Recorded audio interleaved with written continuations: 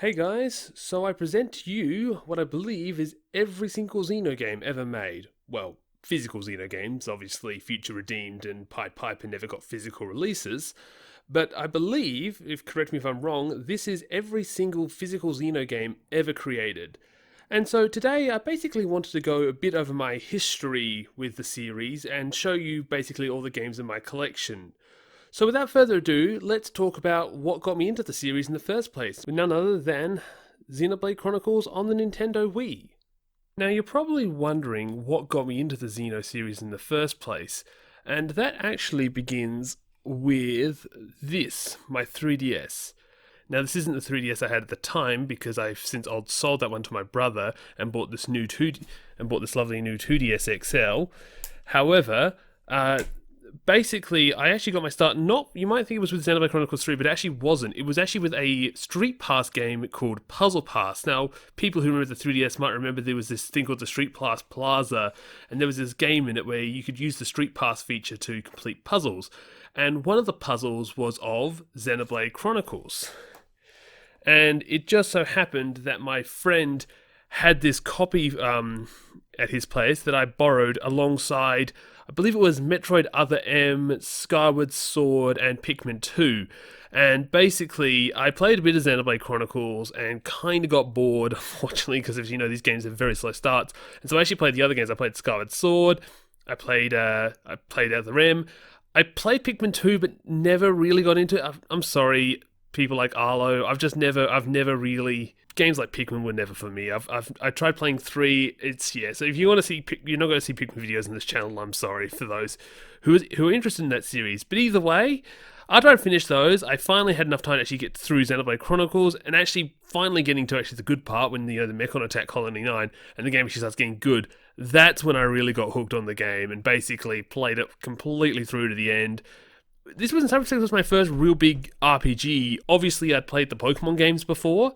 But like I never really touched a like sort of Final Fantasy sort of traditional RPG, although calling Xenoblade Chronicles traditional isn't that. That's it. But either you know what I mean. One of those with a big epic story and stuff. But either way, yep, this is the Wii copy. I'm not sure. I wonder if there's a few people that have never actually seen a Wii copy of Xenoblade Chronicles because they've only been introduced to the series with the later entries. But what's really cool is how the disc, the Monado is designed around the disc, because I always thought was a really cool thing. And I do love the real art. They really went big on like sort of the paint, sort of almost like painting look of the characters back then before they sort of went completely into the 3D models, because obviously they got better at that. But either way, I love this game. It's still probably my favorite game in the series. So much so that I was basically, even just from this one game, I was absolutely hooked on the series. So obviously, as the year was around about 2014, the next big game to come out was going to be obviously Xenoblade Chronicles X. However, before then, I saw a trailer for a game called Project Cross Zone 2 on the 3DS. And what interests me is the fact that, I believe it's on the back, yes, I saw that obviously Mecha Fiora was going to be in the game alongside a character called Cosmos, who I'd never heard of before, because obviously, you know, Xenosaga had never come out in Australia, so I'd never obviously heard of the series before. But when I was like, this Xenosaga game, and like, why has it got a similar name to Xenoblade? And it was around that time that I learnt that Modelsoft had obviously made a series called Xenosaga before they'd made Xenoblade. This obviously got me interested. But before I obviously picked up that game, I obviously grabbed myself the first Project Cross Zone game. Now, I actually bought it digitally, and this is actually a Japanese import. Actually, in fun fact, it's actually the special edition, so it's got a whole bunch of extra content.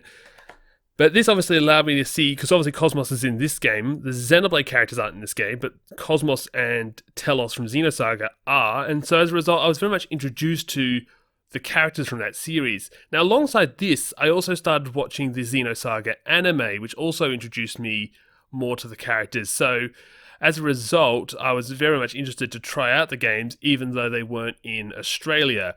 As a result, I sought out to buy the Xenosaga trilogy. Now, I managed to finally find a seller in Canada who had all the games in his collection. Unfortunately, he was only selling domestically. So as a result, I had to sort of beg him to sell them to me. And eventually he did let me buy them and sold them to me. And obviously, being Canadian and the PS2 being region locked, I obviously had to buy a region-free PS2. But I was so keen to play this game that I must have forked out. I think this whole collection was like $150, which sounds like a lot until you see how much this game goes for these today. But the PS2, luckily that wasn't too bad. It was only $40, and obviously came with a mod chip in it. So region-free PS2 is great. Totally not because you can play pirated games on it as well, but we might talk about that with the Tales series in a later video. But either way, obviously the first game, I was almost tempted to skip Xenosaga 1 because obviously I'd watched the anime, but obviously the game's different to the anime, so obviously you should play it. And so I ended up playing Xenosaga Episode 1, and as people know, this is probably my least favourite game out of the original trilogy. Annoyingly, my copy doesn't have the game manual, but besides that, it's got everything else there. But like, Xenosaga 1, unfortunately, was very much like more of a movie than a video game. To be honest, it's kind of impressive that this is the only one of the series that's on a single disc.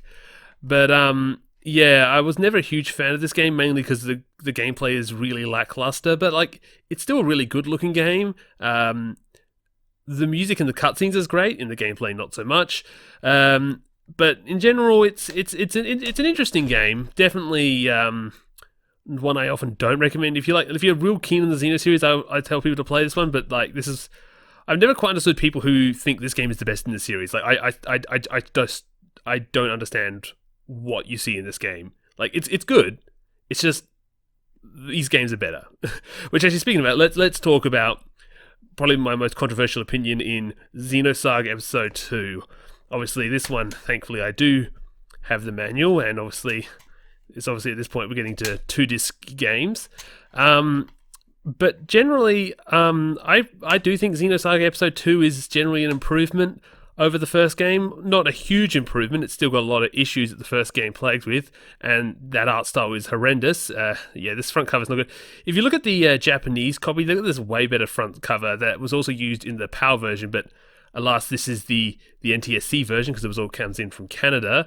But as a result, so fortunately, besides the art style, I think the gameplay is improved. I think the character interactions are better. The gameplay is definitely a lot better. Like, the dungeons are more easy to explore. The music, even though it's annoying little chip tunes that don't quite fit the series, they're at least more interesting to listen to in the gameplay, unlike the complete repetitive tracks of Episode 1. But yeah, so obviously, you want to know more details, you can watch my retrospectives on the games. My opinions haven't really changed, in part because I actually haven't played these games since those retrospectives. Yeah, I'm not a guy who usually plays the same game multiple times. I've played the Xenosaga trilogy twice, but I'm not really in any big hurry to play them again, despite being a massive fan of their stories. Maybe if a remaster comes out, I'll touch it, but until then, nah. But anyway, speaking about it, obviously my favourite game in the series, and also the crown jewel of my collection, which explains why it's in this plastic box, is Xenosaga Episode 3. Obviously, I was lucky enough to get this game before Xenoblade 2 came out and introduced a ton of other people to Cosmos. Let's just quickly get this out of the case. There we go, out of the case. So, as we can see, obviously, has the manual, has both Disc 1 and Disc 2. I believe, this is interesting because it's a Canadian copy, you have the manual, and then you have another manual which is in French, which is it's interesting. I didn't realize that's how the Canadian. I should check. Did the I don't think my copy of Episode 2 had a French manual. No, it's just got the English one. Yeah, just the English one. So it's interesting how they did that for games, and obviously you can see there's a funny enough to see an ad for .hack.gu. I mean, we need to try out the .hack series, but I've never quite got round to it. But either way, I love this game. This game is it's better than the other two games by miles. Like, I always say, like, if you can't deal with the Xenosaga trilogy, just watch the cutscenes of 1 and 2 and then just play this one, because like, this is the only game that you really need to play. And this is the game why I'm so wish Namco please make a remake of these games, because like, I just want to play this game in HD. This game already looks good enough on the PS2, but it could look so much better if it was allowed on the something like the Switch or even the PS5. Like, please make the remaster. You remastered the other You remastered Bad and Kaidos. You remastered the Dot Hack GU trilogy. Can you please remaster Xenosaga? I want to play Xenosaga again.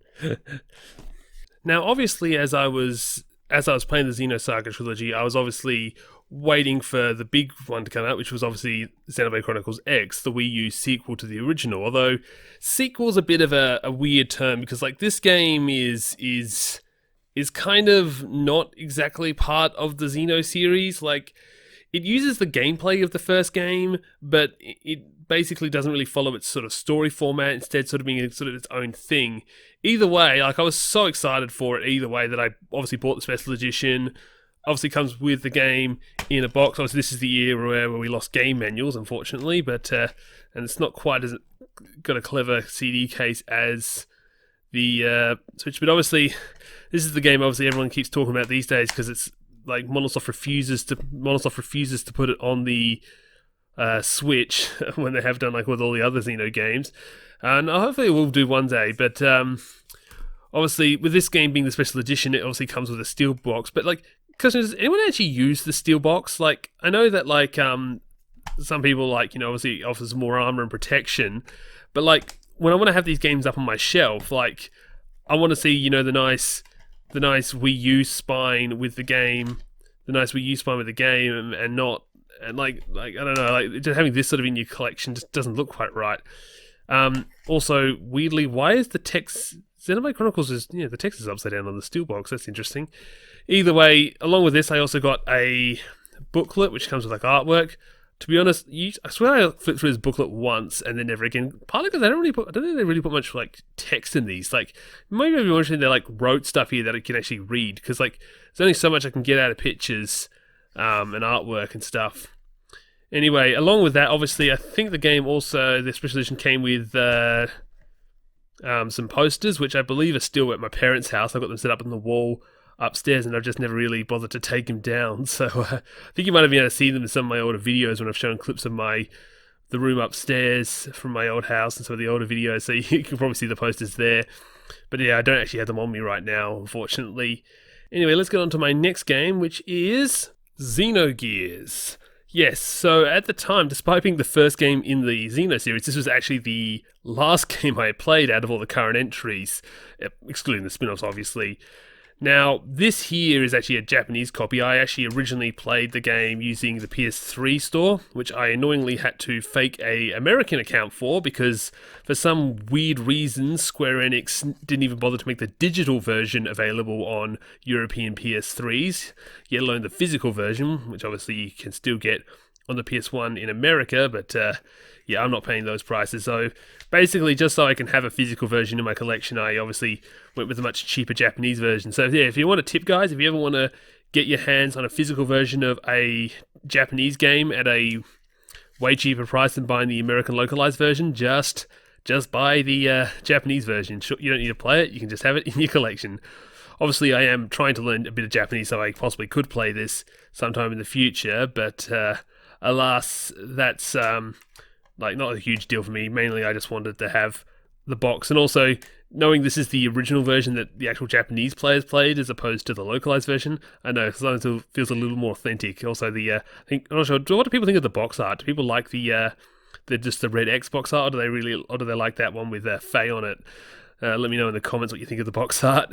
Either way, I don't really have much to say on Xenogears. I'm not a huge.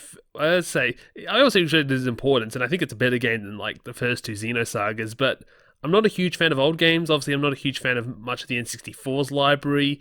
And same sort of with the PS1, as I think the games just haven't aged the best. Although with that saying, Xenogears has aged pretty well. My issues more with Xenogears is not just the graphics, but more just the story is very complicated, and I prefer voice act. Obviously, this was before voice acting was common in games, but without voice acting, like, it was kind of, you could miss dialogue lines if you weren't reading everything that was on screen, and the second half of the game just like runs through hundreds of complicated themes with very little time to experience them. So as a result, Xenogears is a game that, like, if they remake it, I'll play it again, but I'm like, I don't know, it's a very long and in some places boring game that like I'm just not sure I can deal with it again. So that's partly why I don't really talk much about Xenogears on this channel, unfortunately. I know it's a lot of people's favourite, and I can see why people love it, but unfortunately it's just not quite for me. Oh boy, it's the it's the controversial one. You know, I find it weird these days how discourse around this game is often how it ruined the Xenoblade series because it added anime waifus and stuff. But kind of hilarious, back in 2017, we were all talking about how this game was saving the Xeno series after Xenoblade Chronicles X had ruined it with its lame story and cringy characters. So it's kind of funny how the discourse around this game has changed. To me, I'm a little mixed. Like, I think this game is still a great game with a great story, but I also acknowledge its more cheesy anime moments are a little bit of an off-putting aspect to the game after, obviously, the first Xenoblade game. But I still think it's a great game. I think the combat is much more interesting than the first game, and the game is still probably the best-looking game in the series. At least, it's just, like, the Titans and like the clouds in the background is a beautiful setting for the game. I've always liked the look of this game. And again, I play other games like Tales and Sakura Wars, which are full of anime fan service, so it's not like this is, unheard of in the series. Obviously, it's a bit different to how the series had previously handled the topic, but like, I still think this is a great game. In fact, my biggest issue with the game actually tends to be the fact that the game exhausts me. Every time I've played it, I've always been left really tired and actually often turned off from the series afterwards. Like, for instance, when I was doing the retrospectives, I actually played my way through the entirety of Saga 1, 2, 3. I played all of Xenoblade 1, I played all of Xenoblade X, but when I got to 2 and played that again, I didn't finish it. In fact, after this, I didn't bother finishing Future Redeemed either, so it kind of is like, this is the game that always sort of turns me off from the series. I'm worried if I ever come back to this game that it's going to cause me to hit another lull with the series, because as people know, I hit a bit of a lull after playing this game, which was thankfully redeemed by its prequel game, which we'll get to in a bit. But yeah, so, I don't know, does anyone else have the issue with the game? Does this game exhaust you just because of all the sheer side quests and stuff? Anyway, obviously I've obviously got the special edition. Obviously, being my favourite series, I was not going to not get the special edition, but obviously it comes again with a steelbook, which I, again, never really use, unless I'm like maybe lending the game to someone. If I'm lending the game to someone, sometimes I'll give it to them in the steelbook, because I know this won't get damaged. Well, it could still get damaged, but only if my friend is not very very careful, because like obviously this thing should last.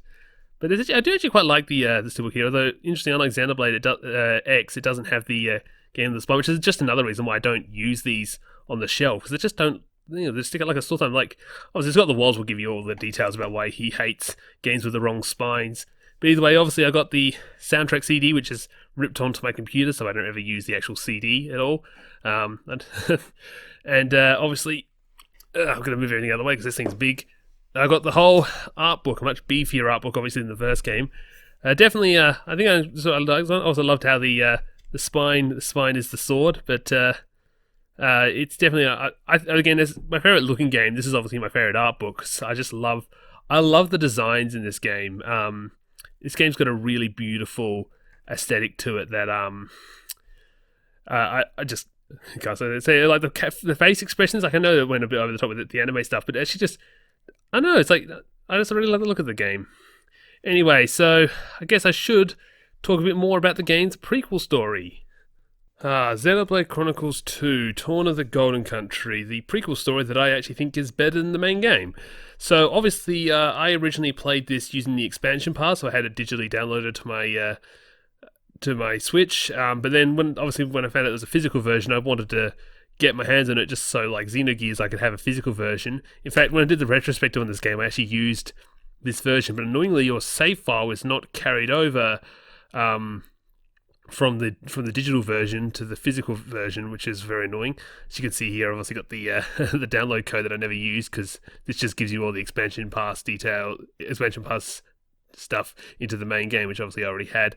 I tried to lend it to a friend, but he never ended up making use of it, so I could actually just scratch it off and have you guys have at it, although I think it's expired by now.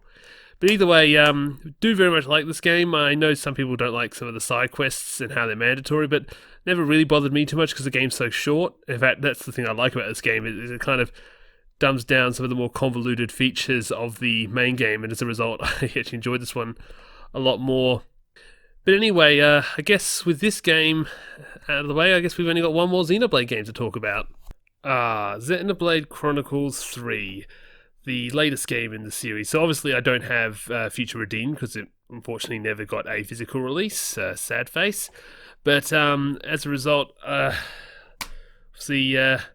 I say start off? I hate the box art in this game. Like people are already saying that like it just looks so like two from a distance. You cannot tell these two box arts apart. Like oh, this one has 6 characters on the bottom. Yes, the tiny little people on the bottom. That's the big difference. It's like I don't know what they think. I know they really wanted this symbolism of the two. I think of the Orion Titan and the kind of sword crossover together, but like.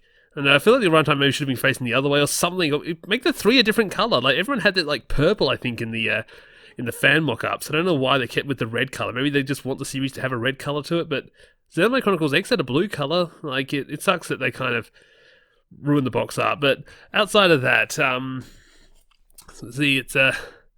obviously I really do like it. It's got my favorite. I do really like this game. It's got my favorite gameplay in the series. And like I obviously want to play this again because actually this is the only one in the series I've only ever played once because it's the most recent one. Obviously I am planning to do a retrospective of this game, but obviously I need to find some time in my year because obviously this is going to take a long time to beat. Anyway, so obviously yes, I do have the collector's edition, which if you people remember back in 2022 was actually very hard to get your hands on. This was especially if you're in America. I was luckily in Australia and there wasn't a huge problem on the site, but Nintendo sold this through their own website, which crashed the day it went live. Luckily, the Australian one didn't, and I was able to get my hands on this. But there was another weird part, which is the game came a good solid week before the special edition came. But when the special edition came, I was kind of disappointed. You get a steelbook, which again, remember I never use. It's basically I don't know. They're cool, and I guess they're useful for if you're lending the game out to someone, but like, yeah, I never use them. And besides that, you got an art book, which, to be honest, this is like the lamest collection ever. Like, Xenoblade 2 at least had I think it had the poster, and it had the CD. No CD or poster in this one. Like, just the art book was basically outside the steelbook, and the steelbox and the art book. It's like, yay? Yeah, like... Definitely the lamest of the special editions they ever made, unfortunately. But either way, let's... now we've talked about all the games, let's go through some of the other stuff in my collection.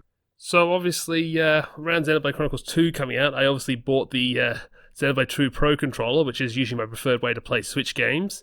And did not know at the time that obviously apparently it's got the best D-pad out of all the Pro Controllers, which is why it's often the most highly sought after out of the Pro Controller variants. I'm not sure if the other newer variants have this superior D-pad that everyone loves talking about, but yeah, so that's the same as much here. It's just a controller with some fancy colours. But what you guys are probably more interested to see is, obviously I've got every version of Xenoblade Chronicles. Obviously I have the Wii original, but I also have the 3DS version, which, as you might suspect, I have never really played this. Like, it's a cool novelty, and it was kind of probably a few people's first time playing the game, but like, obviously it's with the Switch version, you've got the definitive portable version. There's really no reason to play this outside of the novelty, but it's a cool game in the collection. Obviously, it was impressive they got this on the 3DS, but I think what more people are more interested in is the definitive edition, which came out in, I think it was 2020, actually.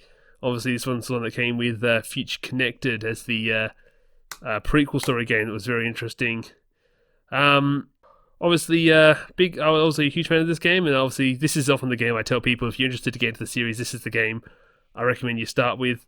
So not much to say about this. Obviously, it's just more Xenoblade. Obviously, I have played this game fully through, and I think this was the game I've never 100%ed the game, but this is the game I like 98% completed. I got like through most of the side quests and got to and actually finished Rebuilding Colony 6 and stuff like that. So yeah, this is definitely the game I definitely went the hardest at to try and 100%. But obviously, naturally, with me being to the series at this point, got the collector's edition. Give me a second, I'll quickly open it.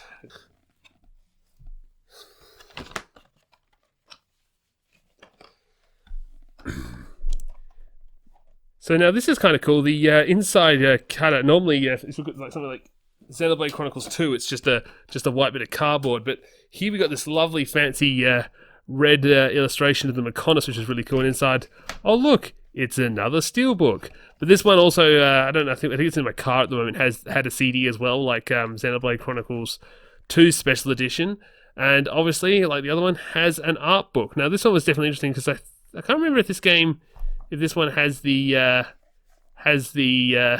both the new and old renders of the characters. There's a bit of spoilers there. But, yeah, so obviously has the characters and their costumes and stuff, which I think might have some of the new costumes as well. And then obviously, I haven't seen this one. It's got the storyboards for like different cutscenes, which is definitely really interesting. But either way, we're coming to the end of the video as we've got just one more thing to show off. Now, obviously, with me doing my recent retrospectives on the Xeno spin-off games, I've actually now gone out and bought myself Xenosaga Freaks and Xenosaga 1 and 2 for the DS. So these are definitely also interesting games because most people would never. So there's a bit of bubble out there from packaging, but obviously these are games that I find interesting because obviously these games had never had a Western release. Obviously, Xenosaga Freaks is basically just a promotional game. It was a popular thing back in the PS2. Obviously, before we had sort of big access to the internet, the only way to sort of drum up hype for games was to release sort of like mini games that sort of had demos for the next game.